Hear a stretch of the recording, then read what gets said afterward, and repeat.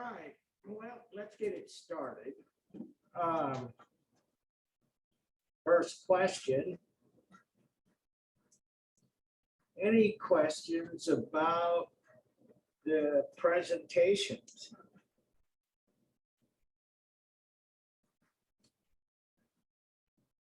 No questions?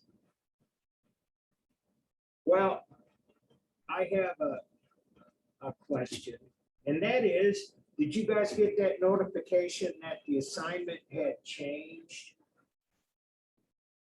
I checked that box on Canvas, but I'm not always certain that everything goes out the way it's supposed to. What we found is that we can speak to this now with some authority. That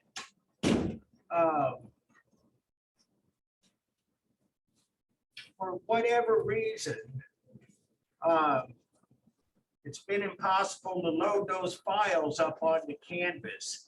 So what I did on the assignment is ask you to put your PowerPoint presentation narrated MP4 file and just send it directly to me. I put a link to my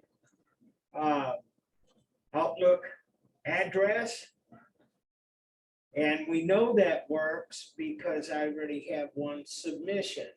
What I want to remind you is that along with that, transcripts and a summary of who did what in the presentation.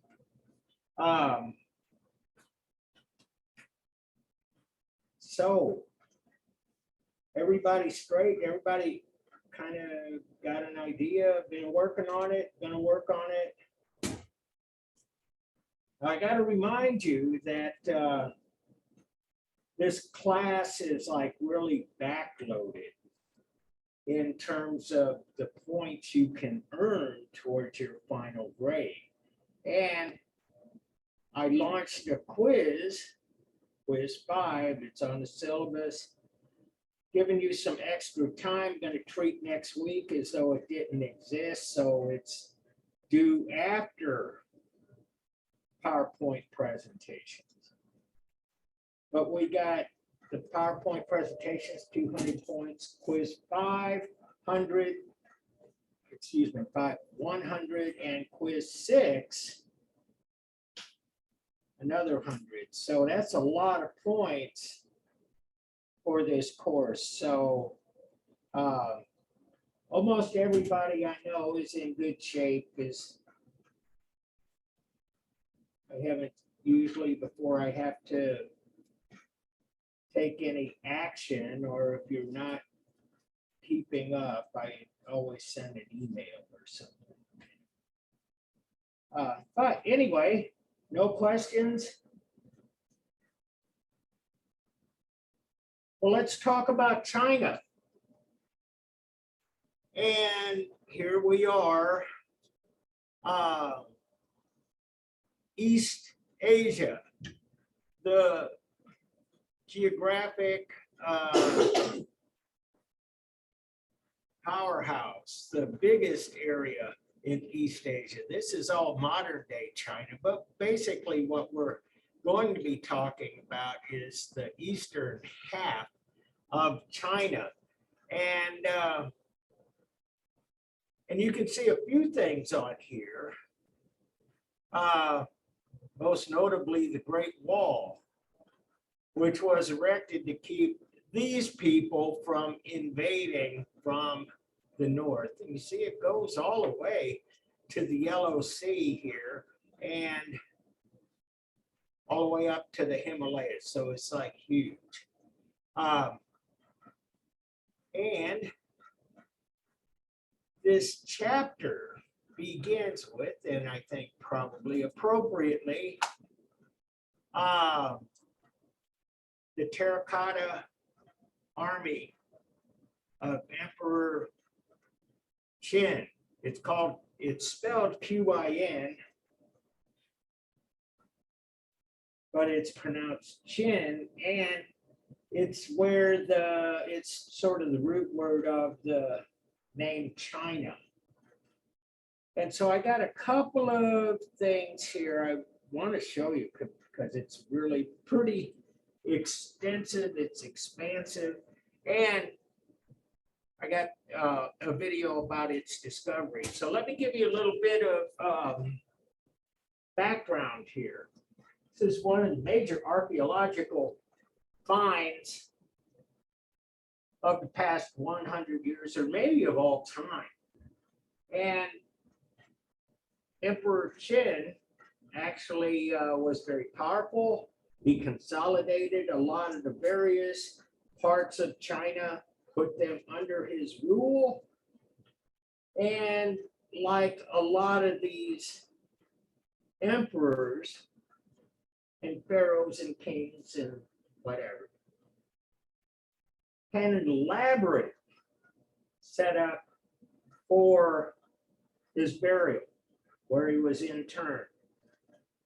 But nobody knew about it. It had been forgotten. It had been sort of relegated to history. And it was discovered here, as you can see on the video title, in March 1974. And it was found because the farmers of the area were digging up these terracotta statues. And in the middle of this farmland was this huge hill, a mountain, if you will, just kind of appearing solely right on the flat plain of the fields. And it was, as they discovered, a burial mound. And they've been excavating this for some time. What is not shown in the videos is some of the chambers inside that burial mound. But those are more recent discoveries. And one of the things I got to add to that is that there's this room, this chamber, and it looks like the war room of Emperor Qin. And it has this big table, and it has a topographical map of the entire area. It's actually a model of the terrain and the building. So not only is it strategic, as far as we're concerned, we get a very good idea of what this part of the world looked like during Emperor Qin's time. So anyway, let me get this started.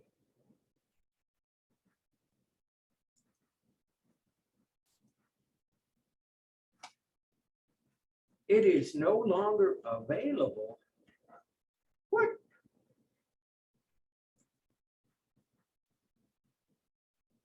Hey, come on, you guys.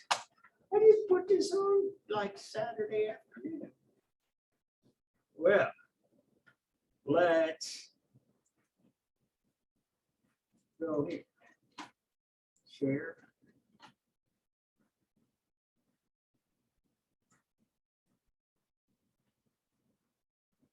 We'll take a look at this one. This is shorter, but.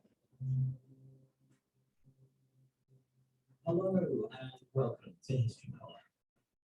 On the 29th of March 1974, the Terracotta Army was discovered in Shanxi province in China. The group of farmers discovered the sites of the ancient sculptures while digging the well near the city of Xi'an.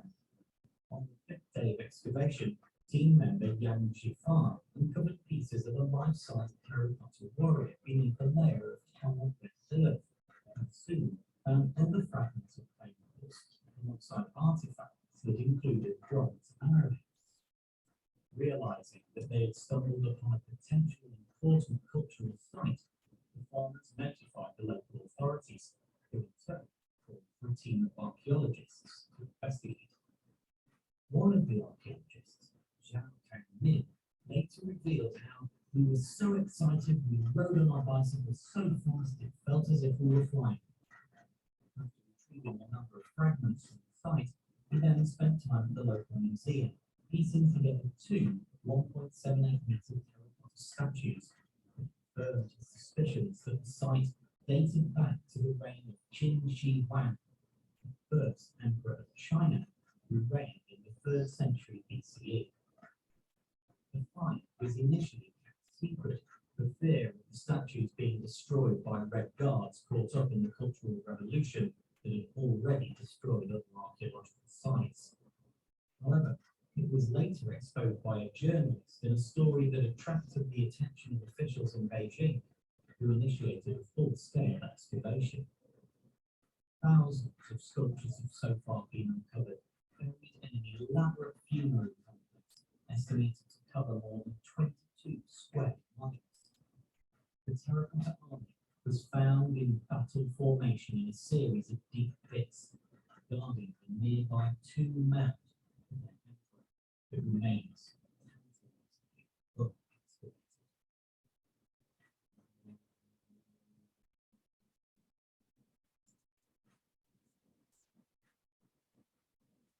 So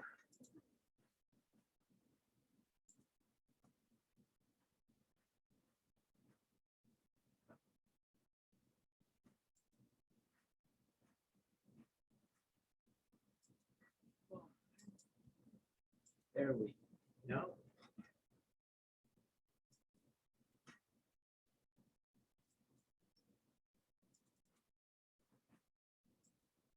I don't get it.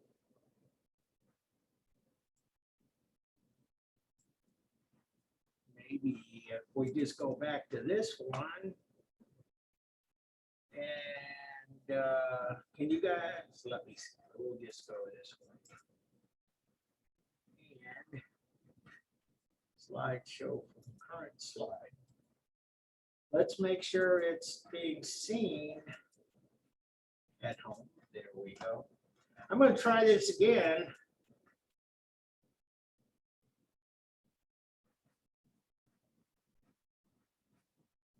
Well, here it is. We'll talk about it. So that was a pretty good overview of the discovery. And I want to add to that is that you saw in the video that these terracotta warriors, they built I mean, it's almost like an airplane hangar, this big permanent structure over the top of this, because as they excavated this, they didn't want any rain or any other of the elements to disturb this dig. And so there's it's a pretty good close-up of what these terracotta warriors look like. They are life-size, and they have removable heads, which is kind of a interesting aspect of this, and you can see that right here. The army, which also includes bronze horses and chariots, guarded the emperor's still unexcavated burial mound. And so there's a lot more to this. As I said earlier, and they showed on that little map on the discovery, it was really quick, you had to be paying attention, but they did show the layout of some of the other areas of this burial site, some of the chambers, some of the layout, and it's all kinds of things here. There are terracotta acrobats for the amusement of the emperor for his entertainment, and there's stables which has bronze horses and chariots and so on. But at any rate, talking about the terracotta warriors, that was the first thing that was unearthed, and they couldn't believe it. It's hard to believe. And as I say, they have removable heads, and each of these warriors has a different face. They have their own personality. They have their own facial expressions, if you will, facial hair hairstyles and so on, different hats.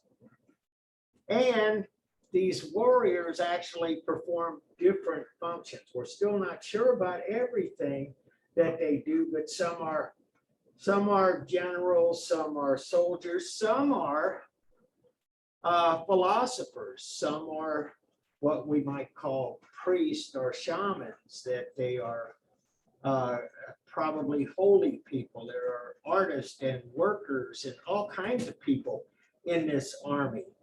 And if you can see this up close,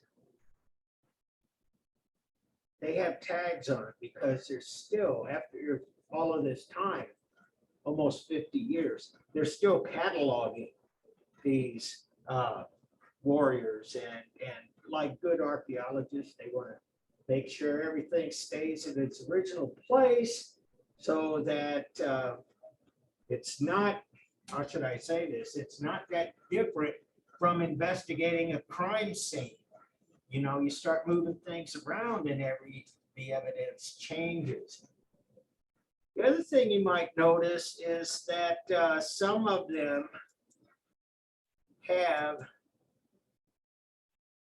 like this, hands like these two guys here.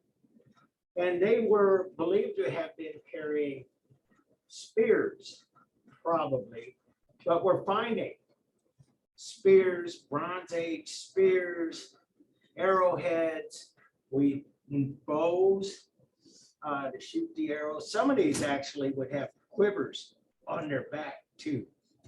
A quiver is a container for, it's like a backpack and it contains the arrows. You carry the arrows in a quiver.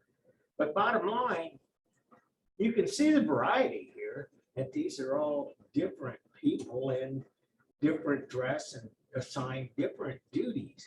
But at any rate, these spears and other artifacts are gone.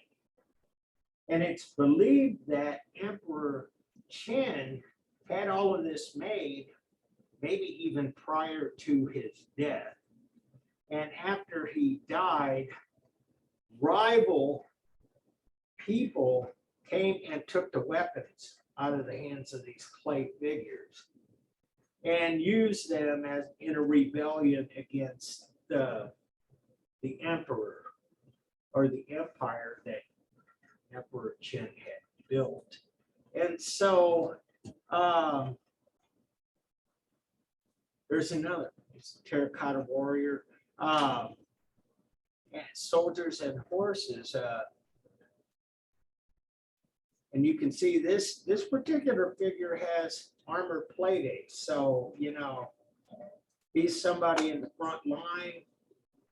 All of this protection will protect him, not entirely, but in a pretty significant way from spears, arrows, and swords. By varying the combination of parts and coloration, the sculptors, individualized every figure. And that's what I'm talking about. We're talking about thousands of these. And so that is like perhaps the biggest, greatest discovery. It kind of changed everything.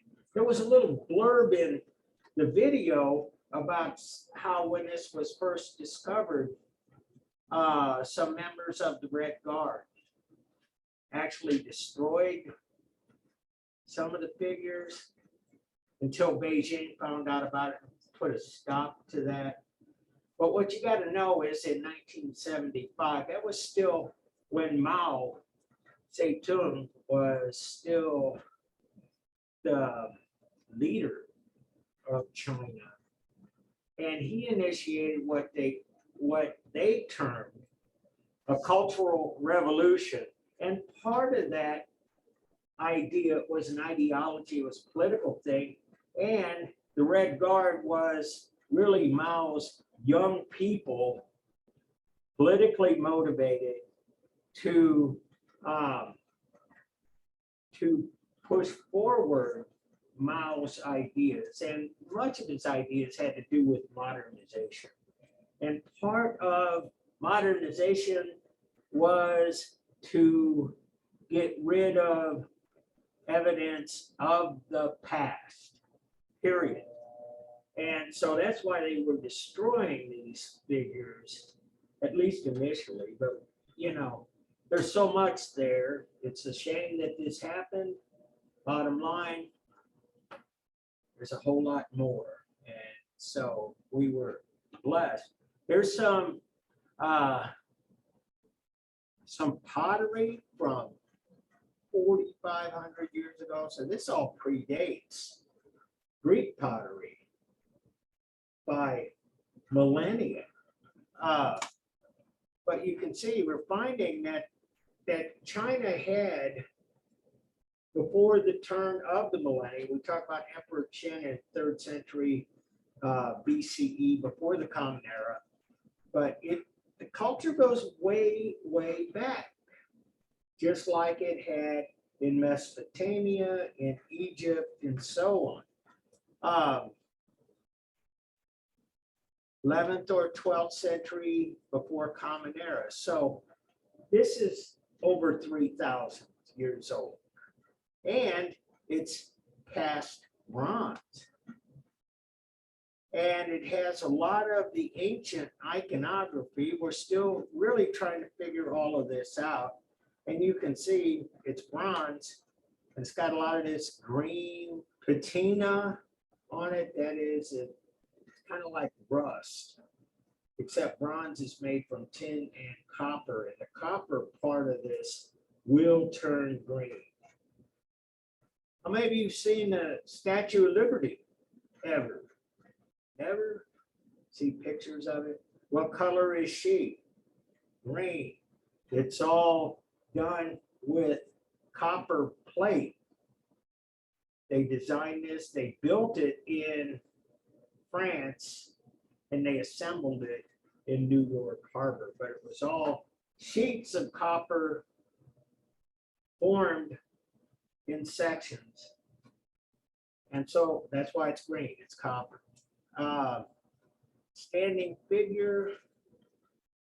And so you see this is from Pit 2, Sanjingdui, China, bronze, right there, smack dab in the Bronze Age, and the Mesopotamians and the Egyptians, they don't have exclusive rights to bronze. It is a technology that spread in most of the civilized world at the time.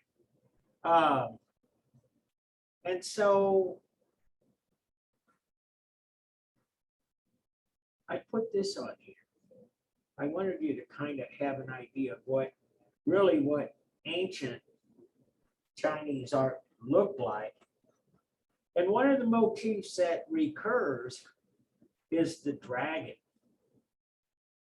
And we've seen the dragon in Western civilization too, and especially we look at the iconography associated with St. George, who in legend slayed the dragon. We see that dragon appear in mythology in a lot of Western cultures, even in pop culture. Puff, magic dragon. We know what a dragon is. So anyway, part of what I wanted to show you though, Nelson Atkins Museum of Art, Kansas City. Gonna put my plug in here. If you're interested in Chinese art, then Nelson has an extensive collection of Chinese art, probably maybe among the best in the entire US, or even for that matter, in the Western Hemisphere. And so we could go through this. There's another one, Nelson Atkins Museum of Art. So anyway, this is a fine example of the fact that they actually produced art, and that they were an advanced culture. This is something that's really kind of unusual. And it's a funerary banner from 2-1, Marquis of Dai, Mao Ang Dui, Han Dynasty, 2nd century BCE. It's remarkable in fact that we even have this hand-painted silk. Now, silk is kind of interesting technology in itself. It's a technology that was pretty much unique to China for many centuries. And their native fauna, silkworms. And they figured out how to take silkworms and take their silk, which is something like a spider web, making a web, except or a regular worm caterpillar making a cocoon, but it's really, really strong. And you can actually harvest this and weave it into a fabric that's very strong, very durable, very smooth. We talk about things being silky smooth. This is where it comes from. So anyway, the fact that we have something this old, 2,200 years old, and in such remarkable shape. Again, tomb of the Marquis. So this was a minor royal. We have Marquis. There's a similarity between the Marquis in France, dukes, duchesses in Germany and Spain, and so on. Anyway, that level of royalty, but this is magnificent. Flying horse, governor, General Zhang, Wu-Wei, China, late 2nd century. Flying horse. And take a look at what they could do with bronze. This rivals, I think, some of the sculpture that was going on in other parts of the world at the time. This is the 2nd century CE, where most of the sculpture we looked at was being produced in Greece and Rome. Incense burner, they do this too. They do bronze with gold inlay, which is yet again, like I say, highly skilled artisan. And model of a house for a century, and this again at the Nelson. But I really wanted to get to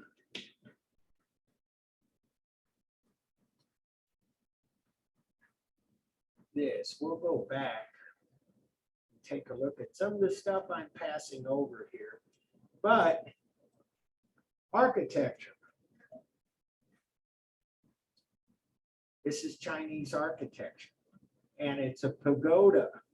And the reason I want to talk about this now is that this is something that does evolve from the stupa.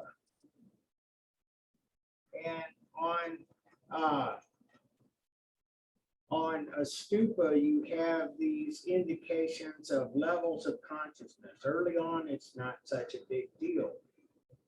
But this evolves over time, over centuries. And the building itself, and you can see Buddha here, actually depicts levels of consciousness, levels of enlightenment, if you will. And so there are devotional areas on each level, one on top of the other. And it represents one of the tenets of Buddhism, that you achieve enlightenment through a series of steps. And so I'm going to pull this down because I want to show you this one. Temple of 6 banyan trees in Guangzhou, China. Why am I showing you this? Well, it's a wonderful example of Chinese pagoda architecture. And you can see 1, 2, 3, 4, 5, 6, 7, 8, 9 levels of enlightenment. This is like huge. The other reason is I was actually there. I've seen this. I've been there. These are all very good pictures. And this picture is from what this looks like at ground level. And you can see each level has a walkway around it. And so you can circumambulate this. And in fact, if you want to get up to the top, you have to circumambulate this. You got a door or a way that comes up from the bottom. You have to get out that door and then around and then up and so on. And here is another picture of what we're at the ground level. And we see Buddhist devotionals. Likely this is the Buddha, and these are likely Bodhisattva figures. And you can see what they do. They actually bring gifts, flowers, food to the Buddha. This here, out here, this is actually a stand where they burn incense as well. That's a big part of Chinese Buddhist ritual. And so I pull this out, the 6 banyan trees. Liu Rong Temple is a Buddhist temple in Guangzhou, China, originally built in 537 Common Era. The temple's proximity to foreign consulates in Guangzhou has made it a regular destination for families participating in international adoption of children from China. Well, that's why I was there. My wife and I adopted our daughter from China. And we had to go through the consulate at Guangzhou, and it says typically families receive blessings for their newly adopted children at this temple in front of the statue of Guanyin. And we did. This was all pretty cool. And we actually had some tea with some Buddhist monks and things. It was awesome. And so, a couple of things. One is that there are a lot of people who seem to believe that the government in China doesn't allow for religion. And that's not entirely true. It seems like the Buddhist culture seemed to be thriving, at least there where we were at. But I know that they have their issues with, say, like missionaries and the Catholic Church and other things. Don't want to get into that, but this is alive and thriving. And so, we'll kind of back this up. This is like pretty much what was inside the temple of the 6 banyan trees too. Devotional thing, a statue of Buddha, different incarnations of Buddha. And as I was saying before, the having different depictions of the Buddha is not really that much unlike having different depictions of Jesus in Christianity. We see Christ as the Good Shepherd, Christ as the martyr on the cross, Christ as healer, Christ as one who is preaching like the Sermon on the Mount, and so on. So there are different ways of portraying the Buddha as well. Typically seated typically meditating, but anyway, I want to kind of point this out too. This is an ink and colors on silk. And silk is, like I said a moment ago, a pretty major part of Chinese culture. And you can draw on it and paint on it. It's just really tough stuff. But what we have here, this is like typical Chinese art, where oftentimes you see not an entire scene, but a part of the scene that actually fades off into obscurity or nothingness. And this is kind of a large area to depict with the river and the other bank and another tree that's over here. Sometimes in this kind of art, you'll see something as isolated as maybe a single branch of a tree. And typically you'll have a proverb or a saying on this side. Calligraphy is a big part of Chinese art. And as a matter of fact, and I've known a couple of guys that have done this, study Chinese calligraphy in academia. It is an art, and it's a little bit unlike how we look at art in the West. In the West, we like to place a premium on originality. In Chinese calligraphy, there's a premium placed on authenticity and faithfulness to the original. So if you can do calligraphy in a way that the old masters did this, and believe me, you inspect this in almost a microscopic sort of fashion. You see the freeness of the brush stroke, make sure proper place, proper length, etc. Could be like an old master. That would be the benchmarks. That's what you would be compared to. And so I could add my own little bit of editorial here, if I may. And that is, when you see like cultures like China and you see the West, we have in a lot of ways, very different way of looking at things through our history. Again, I say we place a premium on the new. That's what we do here. New and improved. How many times have you heard that? The latest iPhone, 15, whoa, Pro. We see newness in art. It's what we call modernism. It's where the latest version supersedes the previous version.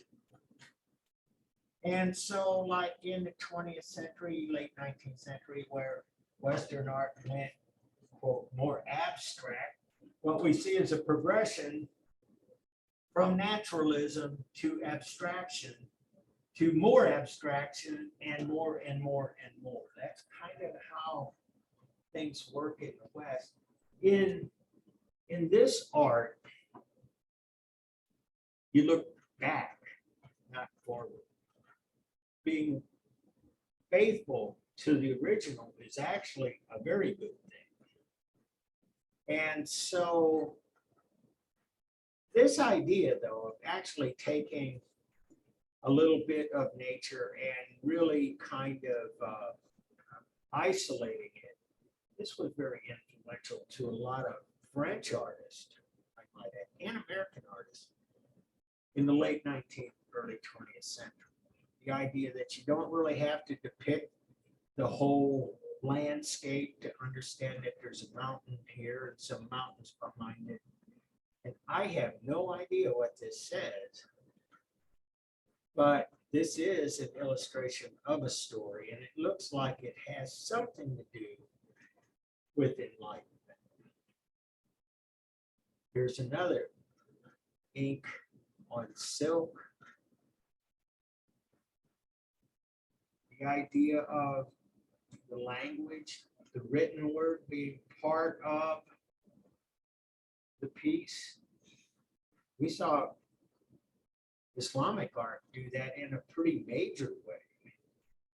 That many of their artworks, whether it's to adorn a mosque or other things, even ceramic arts, putting quotations, the word, the picture, symbiotic relationship. One gives the other reinforcement or greater meaning to the other.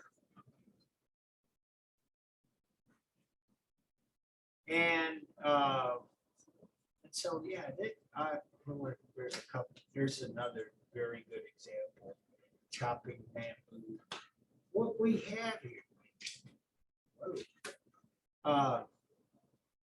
Okay, this is where I wanted to get to. Meditating bodhisattva. I really want to kind of emphasize this too. Buddhism kind of moves away from India as a practice that is a standalone belief.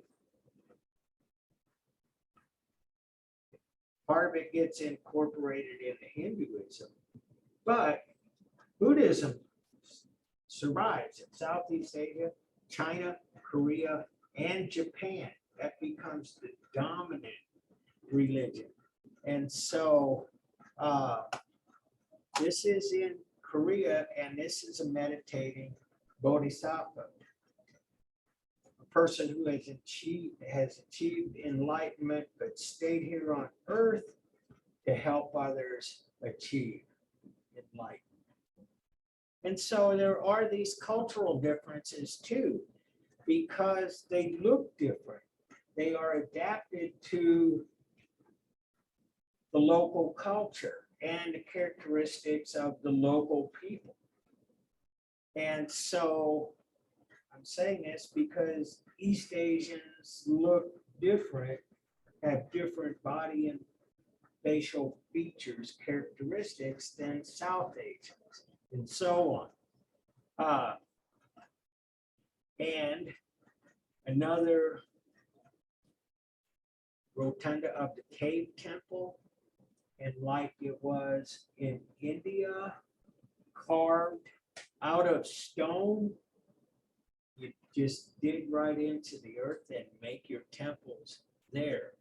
As you can see, some candles, some worshiping here, a place to meditate, and likely an area to circumnavigate.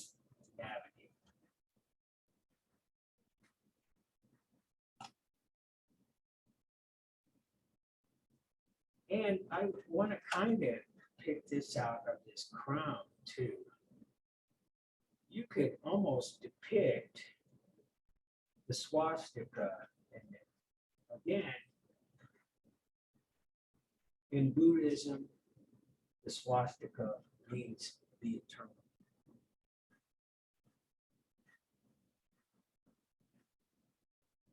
And so, another bodhisattva. This is in China. And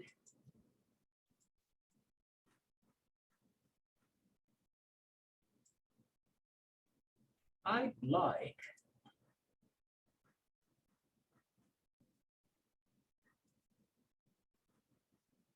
to do this, open this up, and make sure I got a screen share for, yeah, we're good, with the folks at home. We're going to end a little early today, partly because this class is, this section is like kind of far ahead of the other section. I thought that if we got to China and talked a little bit about China, that would be a good place. And secondly, if you guys needed some time while you potentially may have your group presentation partners here, needed some time to get things together that way, I would be quite all right. And so anyway, this is quiz 5. It just opened, or it will open, I think. At today, 17, 12 a.m. Yeah, it's open. Good. Let's check it. As a attached PDF or docx. I like that when you can do that way. It's really good because I can actually add comments and things to your PDF or docx onto your submission. But I want you to answer this question. And I'm not sure that I worded it in the best possible way. That's why I want to make sure that you're clear on what I'm asking. Choose one example each from 3 different chapters of artworks. One each from 3 different chapters. I should probably take that out. I really messed with this a lot. I changed painting, sculpture, architecture that were created to serve a similar purpose in each of their respective cultures. So what I want you to do is take a look at, since we pretty much are getting toward the end of the textbook, I want you to go back and pick from 3 different chapters, artworks from 3 of those chapters that serve a similar purpose. And so I said the purpose or meaning of these works could include ideal beauty. And you could take something, say from Mesopotamia, the Aegean, Egypt, Europe, Byzantium, India, wherever, different places, different times. And what they did to make a statement about, that's what I mean by meaning, ideal beauty or tenets of religious beliefs. And we've talked about that at many different terms too. And I talk about, I just kind of gave that a general category because I want to be as broad and as open as possible. But tenets of faith, for example, how about reaching skyward, connecting earth to the heavens, minarets, spires, chakras, pagodas, so on. The idea of connecting the heavens and earth. That's a tenet of many of these faiths, and their buildings reflect that. Symbols of power or authority. We've seen a lot of work that demonstrates that. I'm the king, I'm the pharaoh, I'm the god. How's that depicted across 3 different cultures? We got a lot to choose from. Depictions of everyday life. We've seen some of that. It's kind of scattered, but we've seen that. We've seen in Mesopotamia, harvesting, doing goat herding and stuff like that. We've seen in Egypt, we've seen people harvesting wheat and doing farming. We've seen that. We saw the fruit seller in Roman art. We saw the builders of the Gothic cathedrals at St. Denis. One of the stained glass panels shows the sculptors at work, and so on. We see a lot of this, how they depict their deity, how they deal with the afterlife. And that is a common thread through most of these cultures and pretty much through much of the art, how they deal with the afterlife. Military conquest, that's all over the place. For example, we saw the great stupa at Sanchi, we saw the Turna, and we saw Emperor Ashoka conquering the neighboring kingdoms and bringing back the ashes of the Buddha. Right there, it's on. That's what we saw in the film, and we got actually a slide of it in the book. Or military conquests like the Arch of Titus. We see military conquests did all kinds of things, all kinds of stuff from Mesopotamia, Victory Stella from Mesopotamia, India, Egypt. So, iconography. There are similarities in iconography too. I'm making a list here. I don't want you to be constricted by just these examples. I put that on there hopefully so that you will get an idea of what I'm asking. But in terms of iconography, for example, how do you depict through painting or sculpture the idea that someone is a holy person? Well, you could like put a halo on them or something, but that would be kind of cool. You know what I'm saying here? There are different visual devices. There is visual language that is similar in all of these cultures and is in all of these respects and many other respects. So describe and compare how the theme, if you're talking about any of these subjects, or one that you are interested in, how it's similar and how it's different.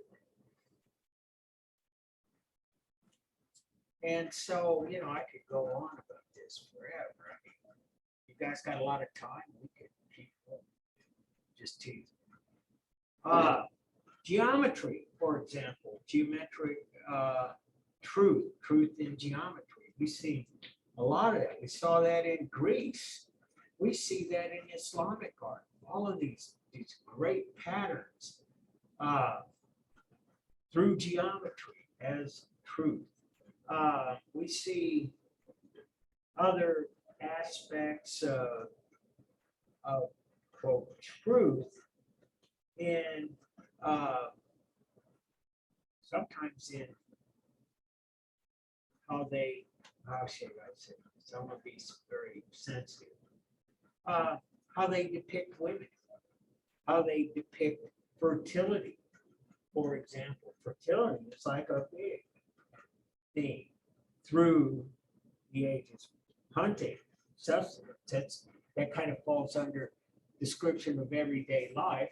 You can go back to the cave paintings and say, yeah, well, they had to hunt these buffalo if they wanted to eat meat, just saying. So I want you to do 2 pages on that. And I want you to give me the numbers. Make sure you use the numbers so I can find these pictures easily when I read you. So does that make sense? Do you have any questions?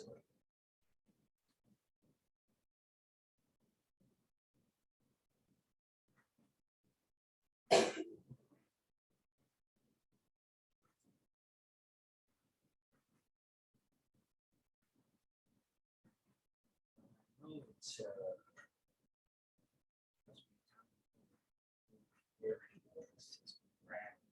back there.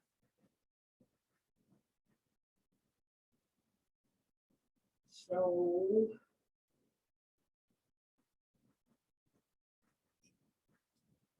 guys are clear on that? And again, it's due December 3rd. So this is like due after the presentation. You can work on it now, you can work on it after the presentation. And if there is some overlap between what you are presenting and this assignment, that's okay. If you're doing Stonehenge, for example, and you write about how the ancient people are dealing with astronomy, for example, the Stonehenge, that would be pyramids too. That would be a lot of different things. So if there's an overlap, that's fine. I just want you to think about this, dig deeper, be more thoughtful, and have a deeper understanding of what life was like through the art that we do. So in that case, I am going to, it's noon, 11:58, time for lunch. Time for have a good Thanksgiving. Be safe. Be happy. Be back here after Thanksgiving. I'll see you there.